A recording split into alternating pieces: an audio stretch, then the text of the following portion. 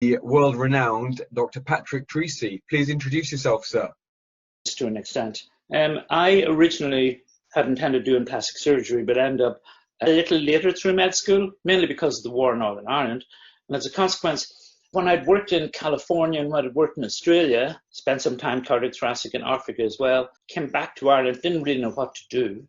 I had trained as a general practitioner, but I really knew I'd never really do general practice. But it was a ticket, a license. You were trained in something if you want to work around the world. I had a lot of ER experience. I'd worked in 4 different hospitals on 2 different continents. And I had a lot of dermatology because I really liked dermatology from the point of view that I had worked in the Mayo Clinic and written a sentinel paper on cutaneous malignant melanoma back in 1987, and seen some of the really severe cases there. So I'd always an interest in dermatology and plastic surgery. And I suppose the possibility of aesthetic medicine came up in 1998 with the advocacy, I suppose, of Botox, IPL, and dermal fillers all arriving at the one time. So I suppose when I originally set up my first cosmetic dermatology practice, there was very few people doing it, if anybody. Even though they say the United States was ahead of us, it wasn't really. They were doing a bit of Botox, but certainly they were doing collagen, but they weren't doing any hyaluronic acid fillers. So an awful lot of my original patients were from the United States, particularly because we had, I suppose, hyaluronic acid before the FDA had allowed it in the United States. I suppose I had a bit of an engineering background as well, from the point of view that we had a garage at home when I was growing up. I could tinker at lasers and I knew how it worked, and I never had to call out a person to fix them. So I put the whole lot together, and it was only about 2001, I suppose, the British College under Patrick Bowler, Rita Rackhouse, John Curran, started, doing the same things, and IMCAS started doing. But I was doing Botox for swelling back in 1997. Wow, okay. I was using Botox for migraine. Believe it or not, in 2001, I was giving lectures on it, even though it wasn't accepted back until 2010. And many other things. I was doing aesthetics on HIV lipodystrophy patients back in the year 2000. Originally with sculpture, and then with, and we were the people who, I suppose, pursued the original cheek augmentation. You know what I mean? Because nobody else was doing that at the time, because there's no reason to do it. I mean, until the technique became, I suppose, favorable. And we were very lucky from the point of view that, believe it or not, Cam, we use the same injection points as we do today, even though we had to work them out for ourselves to miss, obviously, the infraorbital nerve and artery, to miss the transverse facial artery. Lucky enough, I suppose I've been involved in research all the way along and came up with some of the original protocols for reversal of vascular occlusion. When Michael Jackson, I suppose, ran into problems back 15 years ago with having too much fillers in his face, he was sent across to me to take it out. And he would have been one of the first people with hyaluronic used on. And Arnie Klein, who is dead now, had never used it at all. And anyway, I was lucky enough, I suppose, at the end of what has been an interesting career, or reaching the end, that I was given recently in Las Vegas top aesthetic physician in the world, which was a nice recognition from our peers. And I suppose also I've been fortunate enough that I've now got awards from Mexico, China, Azerbaijan, Russia, London, Miami, Vegas, and lots of other places, and Mexico, of course, got a medal out there. Huge congratulations on your latest accolade. And I hear that you've been writing a couple of books during this lockdown period. I did, absolutely. I'd always an interest in writing medical history. And originally, back in 20 years ago, I won awards for the Irish Medical Times for writing on medical history. So I had some old stuff on a computer, and normally I get away and work in the third world during the Christmas, the only time I do. And this year I didn't. And I got one of my old computers and managed to upgrade it and get the bulk of one of the books off it. And what I did was take different acronyms in medicine. If you had something like Treacher-Collins syndrome, or if you had something like Colles fracture, instead of writing about the condition, I wrote about the doctor who was involved. Now, these doctors were Jewish doctors who, unfortunately, got into a lot of trouble. The Nazi Party originally took over Austria, particularly. The genius, or the goddess of medicine, left from Dublin in the 1700s. It stayed in London just for a short time, and then it went to Edinburgh. And I went from Edinburgh, I suppose, in the 1800s, where all the big, I suppose, people in medicine was. And then it came back to London for a period under, and most of the doctors were in Thomas's and in Guy's. And it sat there for maybe about 80 years, but then it wandered again, and it went to Vienna, and remained in Vienna for quite a period of time. It went up to Berlin, obviously all of Koch's postulates, Virchow, all those guys were Berlin. And then when the war started, it fled to originally New York, and now has resided in California with all the biogenetic engineering. So it's interesting watching the path of the people who processed against disease, and nobody really tells their stories. And some of the stories are really interesting. And I put the doctors in the context of the period that they were living in. Excuse my COVID cough there, Cam. But thankfully, we're social distancing with the Irish channel there. Yeah, there you go. Because I'd written a big part of this book originally many years ago, in the meantime, 32 doctors have died. When I went to update it, there was a lot of contention for Nobel Prizes. Present lockdown, I put it together, sent it off. The publishers thankfully accepted it immediately, and they liked the style. So then I was lost the other day, so I decided to do the living history of aesthetic medicine, which is really nice from the point of view that a lot of people in my living memory that I sort of worked with, you know, Yves Illieu, for instance, I was with him in Paris originally, even when he got sick. Pierre Fournier, you know, the people who invented liposuction, who invented a lot of the original derma fillers, even Jean Carruthers, you know, Dr. Rasman with FUE and hair transplants. So I've written about all these people and their contributions to aesthetic medicine, and that's a good volume. It's 200 pages or more with, you know, sort of almost 400 references. Wow, brilliant. I think that'll be a very, very interesting read, and just shows how much knowledge you do have. We're going to sidetrack into something a little bit more mundane and get my 20 questions off the ground with you, if that's all right. Sure. Perfect. So it's 20 questions and kind of against the clock. So there is a timer running, and there will be a little league table to see who ends up where, basically. I see. Okay. Okay. So the timer will start as soon as I ask you the first question. Are you ready? Okay. Perfect. First question is, what's your favorite aesthetic procedure and why, please, in a nutshell? Derma fillers has been. I'm also an artist, and I could have went to art school. I had the qualification of an A-level art. So I'm also left-handed. I'm creative. I play guitar. So as a consequence, you can sculpt your face. I know some companies tell doctors there how to do it, Botox by numbers, dermal fillers by dots and CKs on the cheek and that. And that makes, I suppose, people who have very little talent into somebody who's has some talent. But the only thing is that it makes everybody look the same, you know. And even though you look at the lectures and it's bespoke, am I up against the timer? I shouldn't be. Kind of, yes, kind of. Oh, I see. Okay. Sorry, I didn't know it was a game. But anyway, if you know what I mean, you take a face and you can create it and make a sculpture with it. I find that wonderful and respect the fact that people allow us to do that. Okay, perfect. What's your favorite song, please? I must say I'm a U2 fan, and Bono writes wonderful lyrics, but they're often ambiguous, and like a lot of Dylan work, they can be subject to interpretation by the interviewer. Which one? Probably one. And I think one, you know, sort of is a breakup of a relationship, which I've written about in my own life. Did it disappoint you? Did it leave a bad taste in your mouth? You act like you never had love. You want me to go without? And then there's, I suppose, anger in it later on. You know, did you come here for forgiveness? Did you come to raise the dead? Blah, blah, blah. So I think that's a wonderful song, lyrically well composed and musically very coherent. Okay, wonderful. What's your favorite color? Favorite color, blue, and always has been. I think it denotes trust, sincerity. It has a calming influence. So, you know, we use it in medicine on the psychiatric wards to calm down a patient where his red turns them up.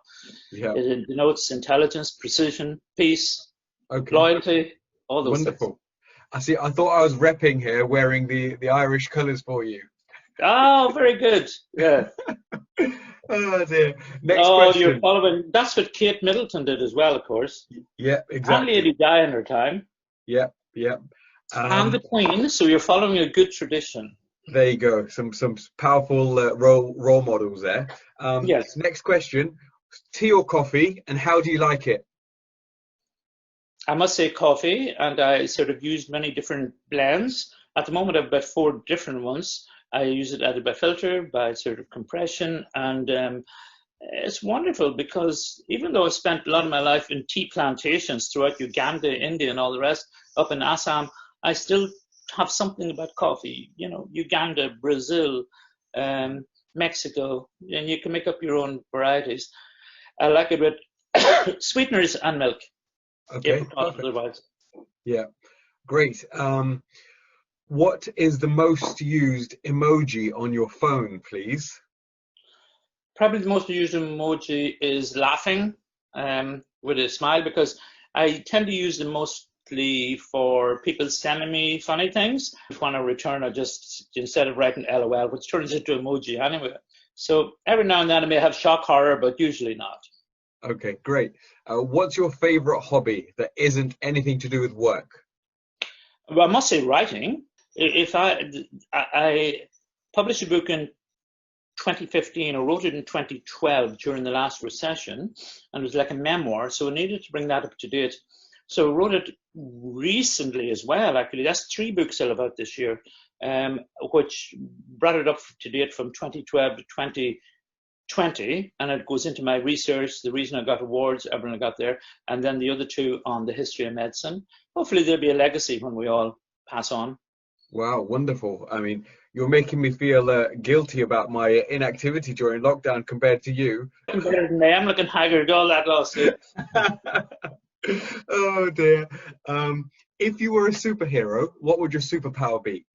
Well, I suppose being a Brit or Irish, compared to Americans, we're not into superheroes in the same way.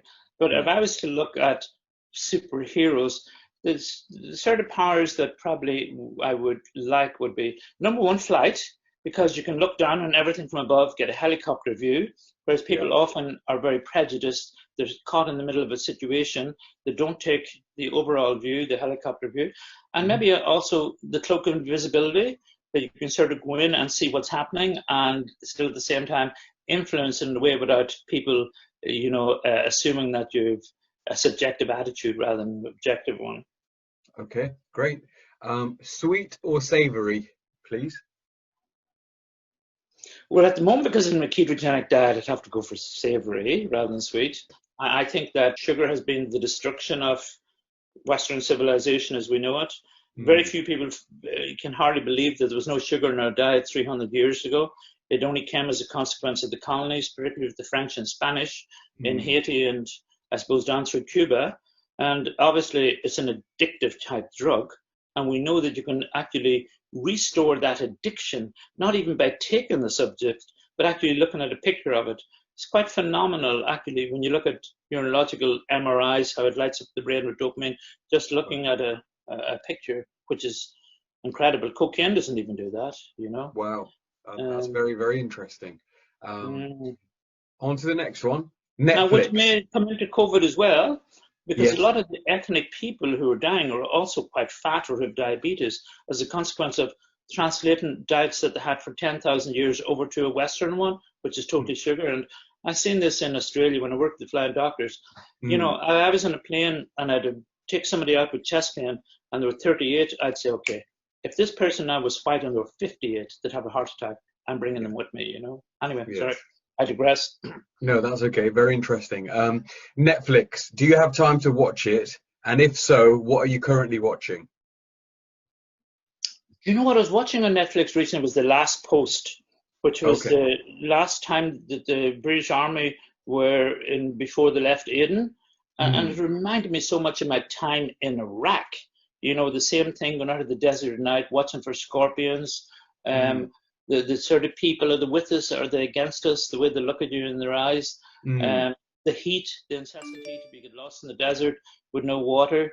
You know, and I traveled extensively in Iraq compared to most.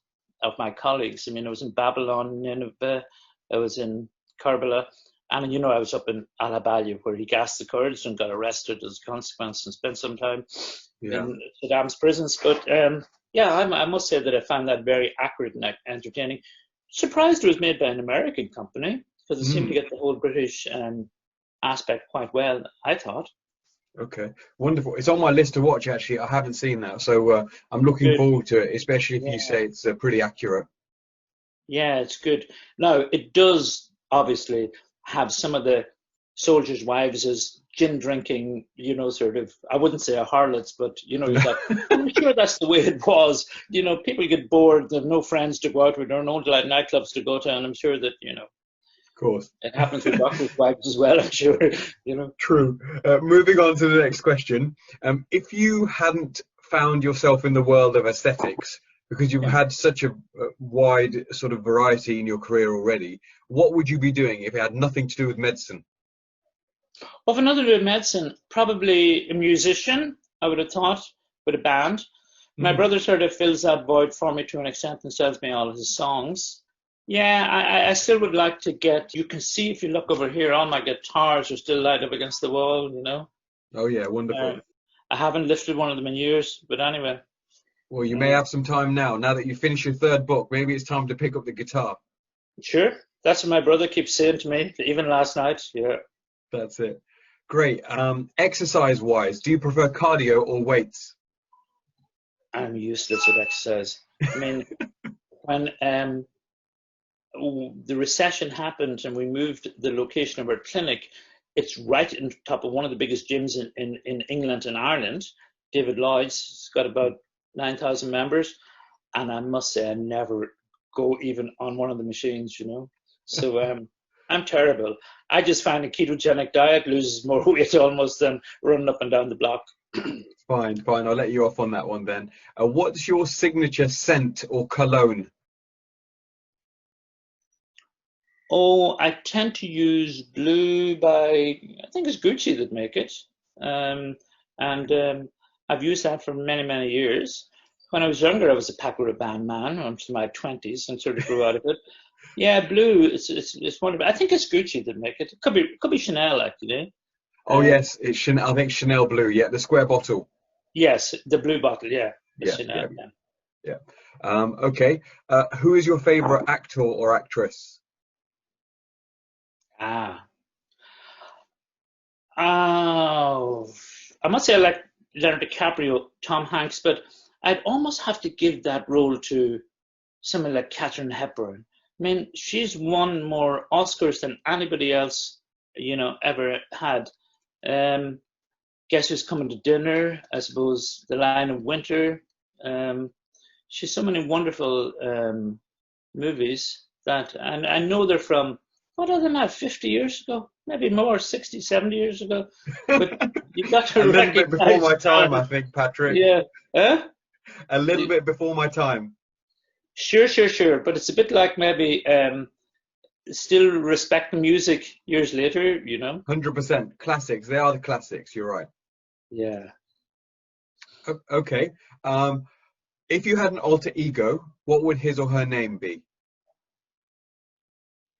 Probably Peach. That was my nickname when I was growing up. I was PJ, Patrick Joseph. And when I was at school, I always got PJ Peach. And even I still get it from all my friends up in Northern Ireland and in Fermanagh. You know, they still Okay. refer to me as that. And my friends in the States as well. I think it's when I came back from America to work in Ireland, a lot of people in America were saying, your name's Patrick, you know, so sort of it switched over. Sorry about that. That's okay. These things happen. Don't worry. I'm in the middle of a webinar. I'll get back to you. On to the next one. Tell us about a charitable cause that's close to your heart, Patrick. Oh, I've had many, I suppose, over the years. I mean, in the Hmm. last 3 or 4 years, 10 years. First, there was Haiti. Well, I suppose first there was all the HIV in South Africa. And then in the last 2 or 3 years, I've been in Liberia, I've been in Uganda, I've been in Malawi, I've been back in Haiti. So I must take the most recent one, I suppose, which is a project that we have in Uganda, which is flourishing, thanks be to God. We built something originally, and then it hit a storm, and it knocked the whole thing down, which was terrible, really, because we didn't have much money to put into it, but then with proper funding, we got it built properly. We built a school recently in Haiti, believe it or not, it's called St. Patrick's on the Hill, but probably not after me per se.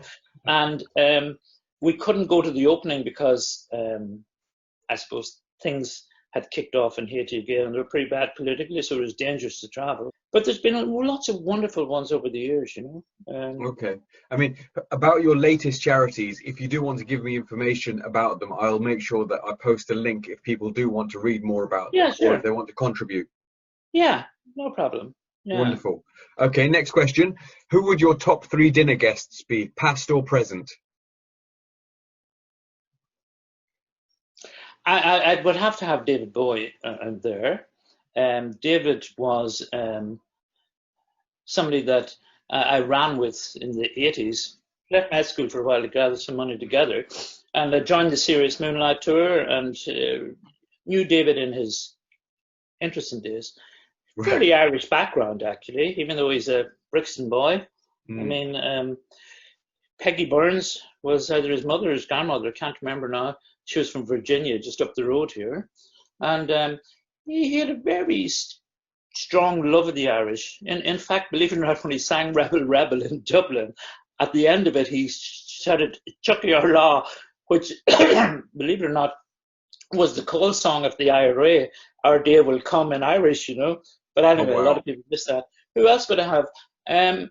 Jesus Christ would make an interesting, I suppose, dinner guest. Yeah. To explain his reasons for bringing what he brought across the world. Yeah. And not leaving women out of it, because it'd be wonderful to have a woman guest as well. I think my third thing would probably be Adolf Hitler. And you would have a very interesting mix there between the musical intellect, the ethical intellect, and then the political influence of somebody that could have really changed society if he hadn't have been, I suppose, taken out the way he did by all the other nations. How somebody like that could bestow such influence upon a nation. I'd like to get into his brain and see the way he thought and his reasons for doing things. That isn't to give him any honor or anything for what he did to the Jews. But I suppose as a dinner guest, it'd be more intellectual company than social company. Yeah. Okay. Very, very interesting choice, actually. I'm sure that'll stir up some conversation. On to something a wee bit more mundane. What did you have for breakfast today, Patrick? Lamb kebabs, cooked them myself. Yeah. Okay. Actually, there's a new Vogue in Shelburne, and all I do is put them in the oven. But anyway. That's a very keto breakfast. Oh, yeah, exactly. I haven't eaten as well in years, because normally if I'm in Ballina or in Cork or in Enniskillen or Newton Butler, you're just eating, sort of something to keep you alive. Pick up at a gas station, sort of potato crisps or something, So I mean, now I have time to choose my food and everything, so it's good, Glad to hear. Another food-related one. Nando's. How spicy do you like it? Fire engine hot. Okay. Reminds me of all the girls in Hooters when I lived in Bayside, Miami. Brilliant. Yeah. The next one is, what's your favorite accent anywhere in the world? Which one do you prefer? Well, Britain and Ireland has so many interesting accents, because you only have to go up and down the road and it changes. Of the Irish accents, believe it or not, the area that I come from, South Donegal, West Fermanagh, has been voted to have the nicest accent in Ireland for the last 2 or 3 years.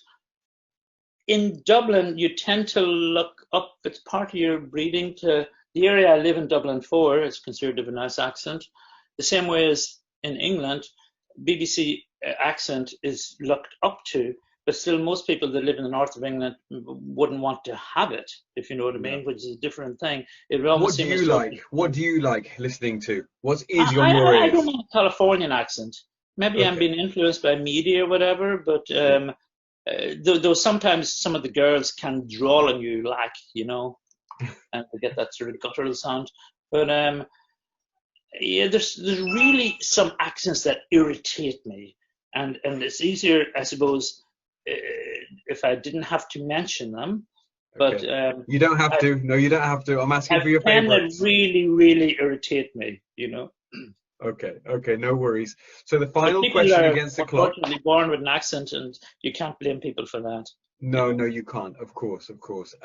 The final question against the clock is: what would your top tip be about life, about your career, about traveling, anything? One pearl of wisdom that you can pass on.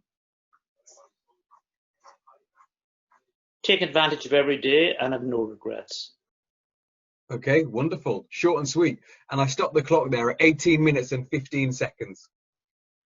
I didn't know it was a game cam, but anyway.